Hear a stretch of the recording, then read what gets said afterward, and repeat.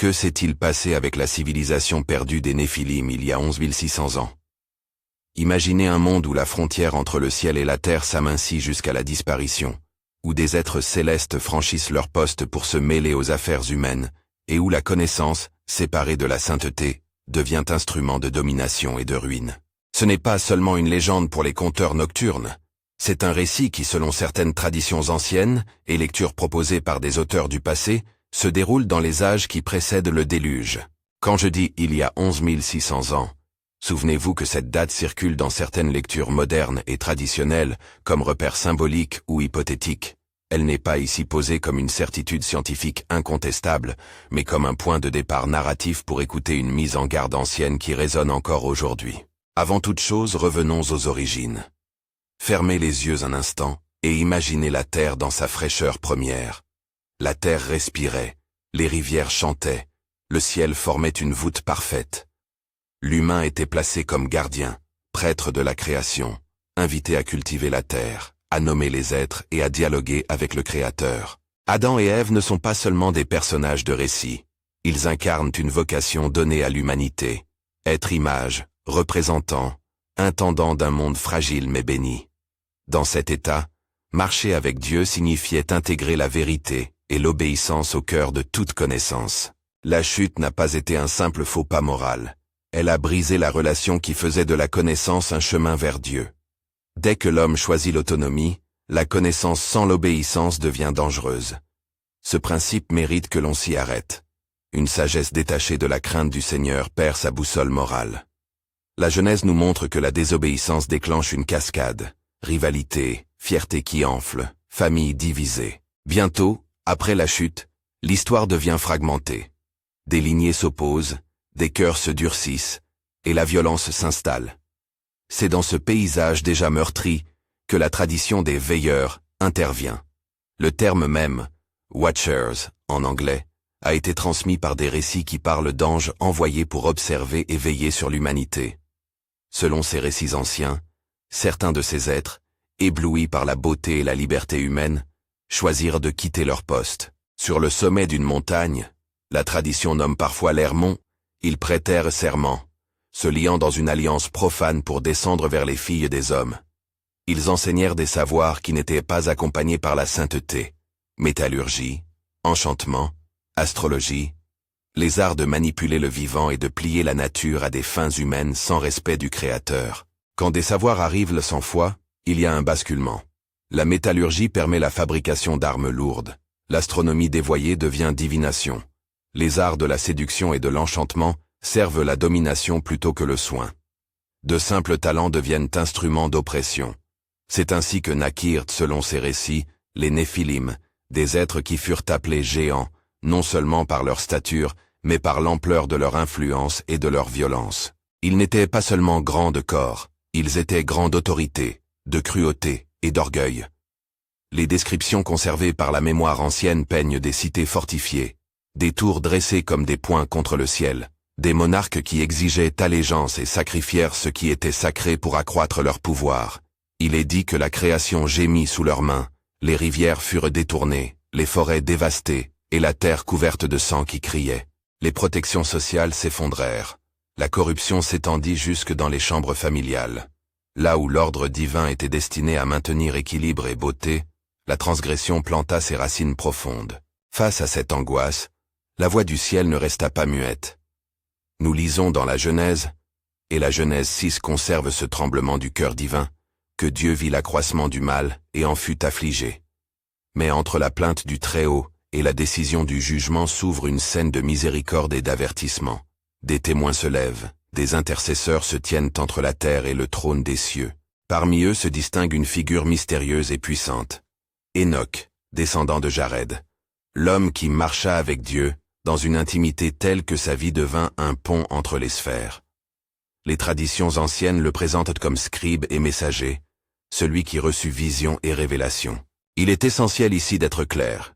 Beaucoup des récits détaillant les visions d'Enoch proviennent d'écrits qui font partie des traditions anciennes, parfois regroupés sous le nom de livres d'Enoch, dont le statut canonique varie selon les confessions et les époques.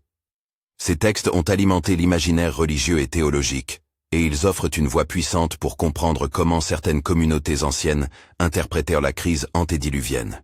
Cependant, le fait que ces écrits soient précieux pour la tradition ne signifie pas qu'ils soient universellement acceptés comme autorité scripturaire dans toutes les églises. Nous devons lire ces matériaux avec révérence historique et critique, en reconnaissant leur valeur narrative et pastorale, sans les ériger en unique fondement doctrinal. Or, que dit la figure d'Enoch à propos de ces événements? Il est présenté comme celui qui gravit les espaces célestes, qui voit les sièges des anges et entend les plaintes des justes. Enoch rapporte non seulement la dépravation humaine, mais aussi la rupture causée par des êtres qui avaient tenté de s'approprier le lieu et la mission qui ne leur étaient pas destinés. Il tient en main des paroles d'avertissement, que les voies qui mêlent le divin au profane sans repentir mènent à la rupture du monde. Il appelle à la repentance et à la séparation des voies qui corrompent. Dans ce temps de crise, une autre figure apparaît, discrète mais décisive, Noé. La Genèse souligne avec insistance qu'il fut un homme juste aux yeux de Dieu, un marcheur fidèle dans un peuple qui avait abandonné la voie. Sa fidélité n'est pas exposée comme une vertu isolée. Elle pointe vers une génération qui, malgré tout, peut choisir l'obéissance. L'histoire, telle qu'elle arrive jusqu'à nous, montre deux tendances qui coexistent, la tendance à détruire, à altérer le dessein divin, et la tendance à préserver, à obéir, à sanctifier la connaissance par la crainte de Dieu. À ce stade, une question s'impose à vous qui m'écoutez. Pensez-vous qu'une civilisation antédiluvienne de ce type ait réellement existé telle que la racontent certaines traditions? Dites-le en commentaire. Et si cette parole vous touche, abonnez-vous pour continuer ce voyage avec nous. Votre avis aide à sonder ces récits anciens et à en tirer des leçons pour notre époque. Après cet appel, revenons à la scène. Sous le règne des Néphilim, la société ne s'est pas contentée d'adopter des techniques nouvelles, elle a enchaîné les âmes. Les archives narratives parlent d'artifices qui manipulèrent la vie, savoir sur la chair et sur les cycles du cosmos employés pour asseoir une domination. Là encore, il faut choisir ses mots avec soin. Dire que des manipulations génétiques existèrent dans l'Antiquité serait anachronique et scientifiquement non démontrable. Mais nous pouvons, avec honnêteté, parler d'une quête ancienne pour remodeler et contrôler la vie, une quête motivée non par le soin, mais par l'orgueil. Quand ceux qui apprennent oublient Dieu, la science devient idolâtrie, et l'artisanat devient arme. Les conséquences furent invisibles. Des peuples soumis, des enfants sacrifiés à des idoles de pouvoir, des rites qui pervertissent la vie. Et dans le même temps, la mémoire de la justice subsistait. Des communautés se rassemblaient autour d'hommes comme Noé. Elles écoutaient ceux qui tenaient ferme à l'appel du Créateur.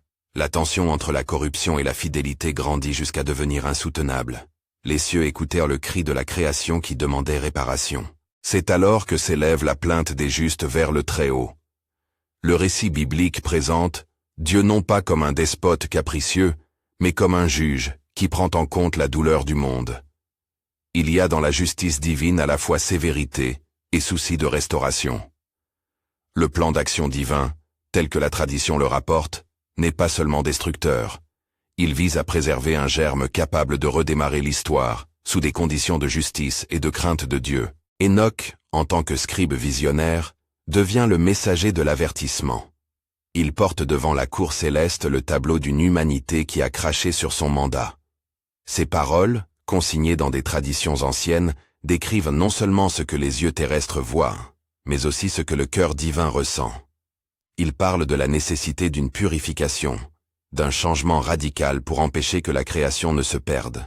Les images qu'il emploie, tunnels de lumière, salles célestes, jugements décrits avec une solennité presque liturgique, frappent l'imaginaire et appellent à la conversion. Il reste pourtant un élément essentiel, la patience du ciel. Dieu, dans sa sagesse, n'efface pas d'un trait toute possibilité de salut. L'appel est répété, la porte se tient ouverte pour ceux qui choisissent la voie contraire à la transgression. C'est pourquoi la figure de la famille de Noé, des hommes et des femmes occupés à construire, à obéir, à préserver, brille comme un phare. L'arche qu'on leur demande d'ériger n'est pas seulement un bateau, elle est un symbole d'obéissance, de séparation, d'humilité. La Bible fait de l'arche le lieu où la vie est préservée quand le monde est emporté par les conséquences du péché généralisé. Mais avant que l'arche fende les eaux, avant que le jugement s'abatte, il y a un dernier élément qu'il faut observer. L'accès du savoir sans foi qui avait, chez les Néphilim, contaminé les institutions humaines. Les récits nous avertissent contre la confiance naïve dans la connaissance dépourvue de crainte. L'histoire d'avant le déluge ne condamne pas le savoir en lui-même, elle condamne la séparation entre savoir et sacrifice, entre compétence et adoration. L'homme appelé à être prêtre de la création doit apprendre que la science, l'art, la technique prennent sens uniquement au service de la vie donnée par Dieu.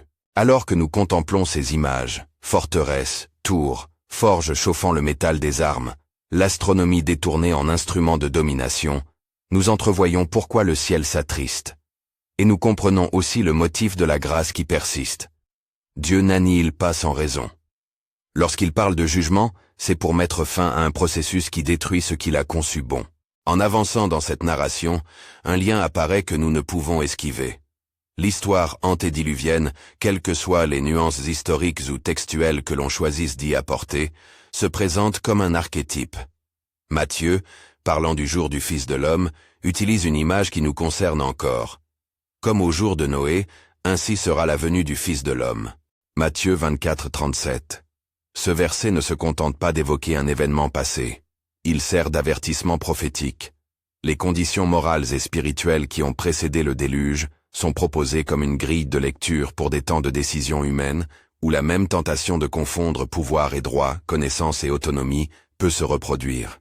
À ce stade de notre récit, nous avons planté les éléments essentiels. La vocation première de l'homme, la rupture, l'entrée des veilleurs, et la naissance des Néphilim, la corruption du savoir, l'élévation d'Enoch comme intercesseur, l'apparition de Noé comme signe d'obéissance, et l'ombre imminente du jugement. Ces images anciennes pèsent sur notre époque parce qu'elles mettent en lumière une dynamique spirituelle. Quand l'humanité propose la connaissance comme fin en soi, quand la technique devient idole, alors la création gémit. Nous devons maintenant poser une question encore plus personnelle. Quelles sont les formes contemporaines de cette tentation? Les réponses ne tombent pas du ciel comme des tribunaux. Elles réclament discernement. La montée des technologies capables d'altérer la vie, le culte de la performance et de la domination, la sécularisation qui rend la foi optionnelle, tout cela crée des échos troublants du monde antédiluvien. Mais attention, parler d'écho entre l'ancien et le moderne n'est pas affirmer une identité totale. Il est possible d'apprendre des récits anciens sans les projeter naïvement sur chaque progrès humain. L'analogie sert à réveiller la conscience, non à condamner tout mouvement scientifique ou chaque œuvre technique. La question que nous devons nous poser ensemble est simple et terrible. Servons-nous la vie ou notre propre gloire? Il est temps, ici, de laisser la scène d'avant le jugement et d'entrer dans la tension suivante. Comment la présence d'hommes comme Noé et la voix d'hommes comme Enoch influencèrent-elles réellement le conseil céleste? Quelle fut la nature précise de l'avertissement porté et comment s'est-il répercuté dans la décision divine? Là où certains textes anciens offrent des détails merveilleux et terrifiants, l'écriture hébraïque canonicale nous fournit la ligne maîtresse. Dieu voit, Dieu juge, Dieu préserve un reste. Mais entre voir et juger s'élève le tribunal de la miséricorde, où la fidélité humaine trouve parfois un espace pour changer le cours des choses. La scène se noue.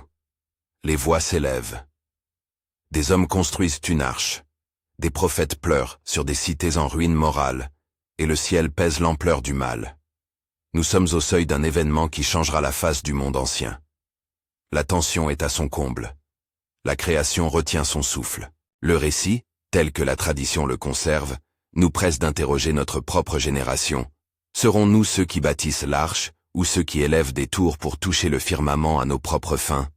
Serons-nous des marcheurs humbles, ou des artisans d'un savoir qui oublie son créateur? Avant de poursuivre plus avant dans le déroulement du jugement et de la justice, arrêtons-nous un instant pour regarder le miroir que ces récits nous tendent.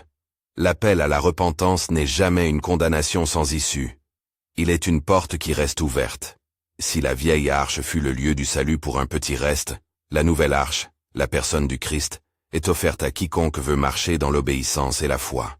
Mais cette transition n'efface pas la gravité de ce que l'humanité a traversé, et peut encore traverser lorsque le savoir se dissocie de la sainteté. Si cette histoire vous touche, Partagez cette parole avec quelqu'un qui a besoin d'entendre cet avertissement placé sous le sceau de l'espérance. Et si vous n'avez pas encore choisi de marcher avec Christ, considérez aujourd'hui que la porte de la miséricorde est encore ouverte.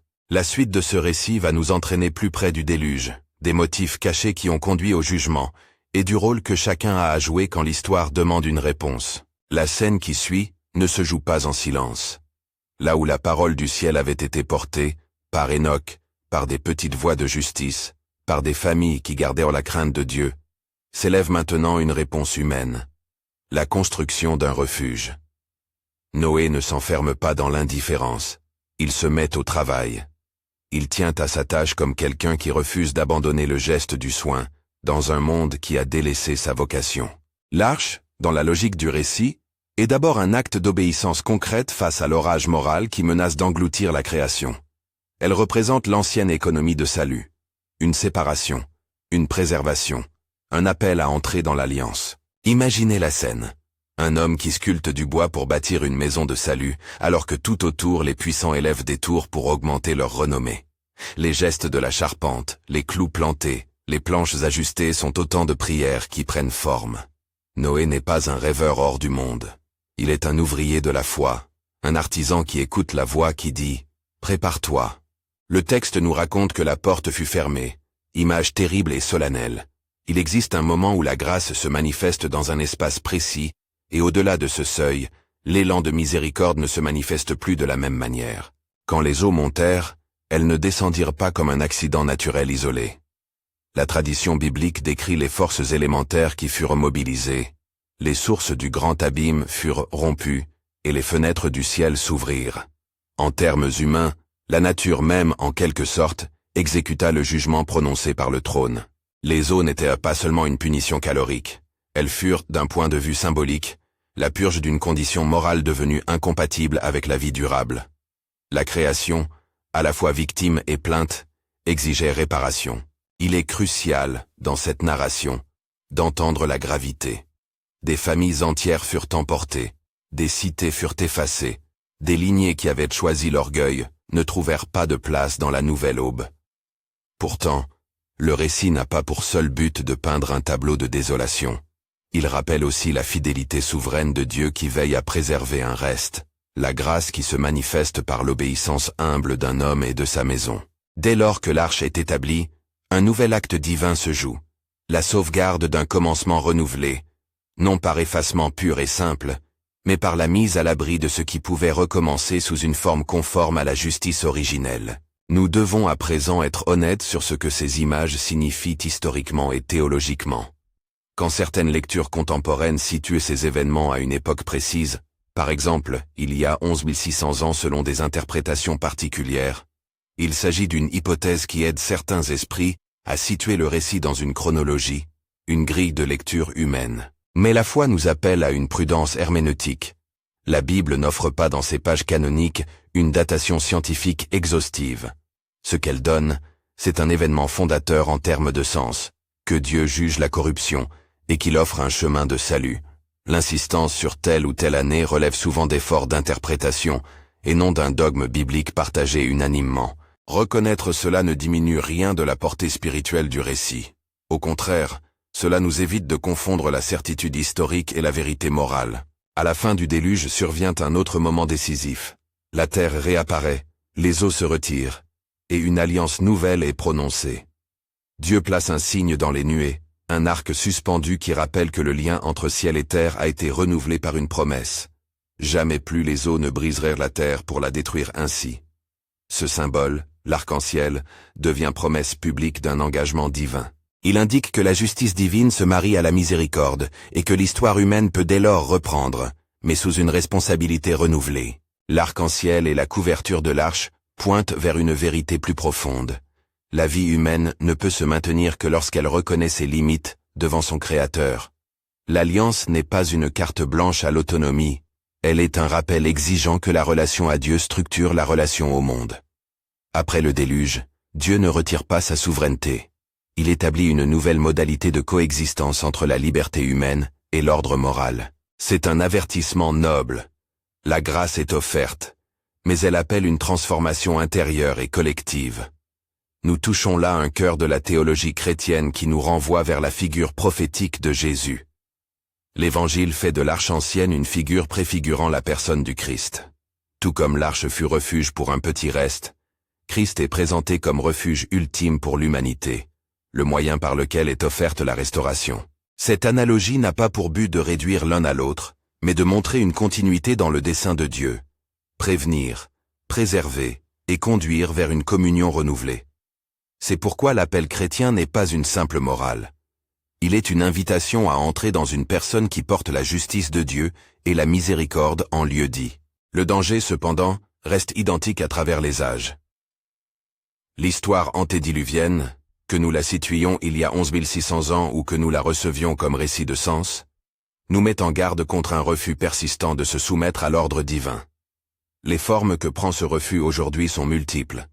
L'adoration de la puissance technique, la divinisation du savoir humain, la tentation de manipuler la vie sans prendre en compte son origine donnée par Dieu. Là où jadis des savoirs furent transmis par des êtres qui avaient franchi leur poste, aujourd'hui des recherches et inventions sans conscience éthique peuvent produire des fruits dangereux si elles ne sont pas ordonnées par la crainte du Seigneur. Ce point mérite d'être développé sans tomber dans la condamnation aveugle de la modernité. Il existe de nobles usages de la science et de la technique qui honorent le don de la création et servent le bien commun. Mais l'alerte que nous portons ici est la suivante. Quand la connaissance cesse d'être au service de la vie et devient un instrument de domination et d'orgueil, elle se fait, à la manière des anciens, destructrice. La tentation humaine de se substituer au Créateur, de jouer à recréer l'être selon des desseins égotistes, reste le même cœur du péché. Et la prophétie biblique nous rappelle, par la voix de Matthieu, que, comme au jour de Noé, ainsi sera la venue du Fils de l'homme. Ce qui signifie que la condition morale qui précède un événement eschatologique ressemble à une époque où l'ordre divin est minoré. Ce parallèle est une alerte, mais il est aussi un appel.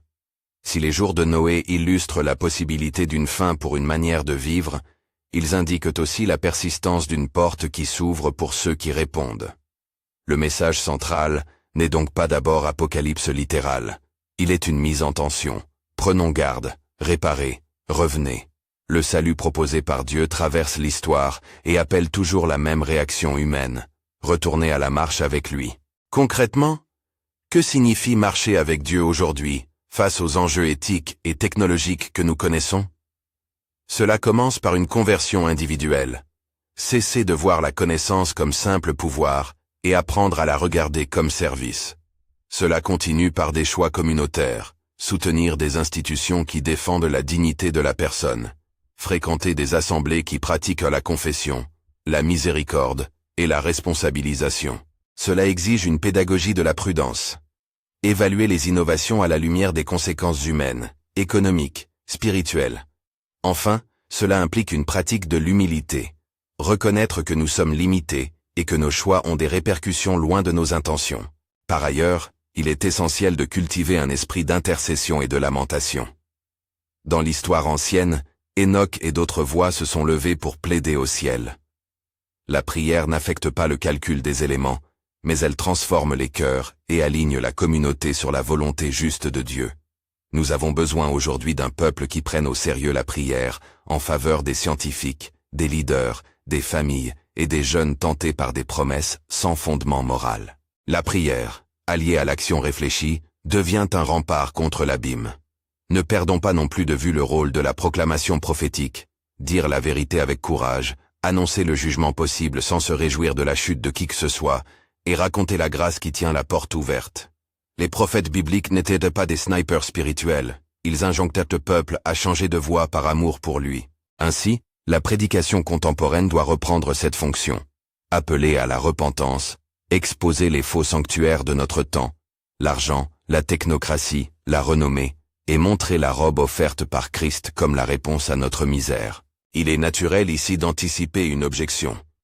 N'est-ce pas facile d'accuser la science et la technique alors que les mêmes peuvent soulager la souffrance? Non. Il ne s'agit pas de diaboliser tout progrès. La question est axée sur l'orientation du cœur. Est-ce que la recherche de savoir et la création technique sont ordonnées à la vie donnée par Dieu, ou servent-elles à une élévation de l'ego et à l'exploitation des faibles? L'éthique biblique nous demande de mesurer les fins et les moyens, selon des critères qui dépassent la rentabilité et la gloire personnelle. Revenons un instant au symbolisme de la porte fermée. Ce motif n'est pas là pour angoisser sans raison. Il rappelle que les temps de grâce sont ponctués. Dieu appelle, il appelle encore. Mais il y a des moments où l'avertissement change d'intensité et où les modalités de la rencontre avec Dieu évoluent. La porte de l'arche fut fermée derrière ceux qui eurent choisi l'obéissance. Le récit ne dit pas que Dieu aime moins ceux qui furent laissés dehors. Il dit plutôt que l'histoire humaine est structurée par des choix qui ont des conséquences. Les choix répétés de rébellion produisent des réalités irréversibles dans l'ordre terrestre. Mais l'Évangile nous annonce aussi un moyen plus radical. La porte de la miséricorde, offerte en Christ, ne dépend pas de notre seul mérite mais de la grâce. C'est pourquoi l'appel chrétien demeure urgent. La nouvelle arche est celle qui nous relie au Christ, et entrer en elle, c'est reconnaître en lui la justice et la grâce conjuguées. Il faut enfin considérer la figure d'Hénoch sous une lumière pastorale. Son ascension et ses visions nous exhortent à maintenir une vie intérieure attendue par Dieu. Hénoch est l'homme qui marche avec Dieu. Cette marche n'est pas une abstraction mystique réservée à quelques élus. Elle est, pour chacun de nous, une discipline quotidienne. Lire la parole, prier, rendre témoignage, obéir aux commandements de justice. La marche avec Dieu transforme le regard et les décisions. Hénoch fut l'archétype du témoin précieux dont la voix, même si elle n'a pas été acceptée par tous, demeure pour nous un modèle de fidélité. En regardant la suite du tableau historique, nous voyons que la restauration après le déluge n'a pas été instantanée. Elle a exigé du temps, de la sagesse et une rééducation morale des sociétés humaines. Les alliances furent renouvelées, les lois refondées, et la sagesse recommença à s'instituer selon des normes qui promeuvent la vie. Mais cette reconstruction ne peut jamais être prise pour acquise. Elle doit être entretenue par l'éducation des cœurs. Ainsi, quel est l'appel final que nous pouvons tirer de cette narration vieille de si longtemps, qu'on la situe il y a 11 600 ans selon certaines lectures, ou qu'on la reçoive comme un modèle intemporel? Premièrement, reconnaître la gravité du péché collectif et individuel. Accepter que la désobéissance a des effets concrets sur la création. Deuxièmement, répondre par l'obéissance concrète. Être des artisans de paix, des travailleurs de justice, des veilleurs qui construisent des refuges pour les autres. Troisièmement, ne pas idolâtrer la technique ni l'autonomie, soumettre la connaissance au service de la vie et de l'amour. Quatrièmement, entrer dans la nouvelle arche offerte par le Christ. Accueillir la croix, non comme un instrument de défaite humaine, mais comme le lieu où Dieu assume la peine et ouvre un chemin de pardon.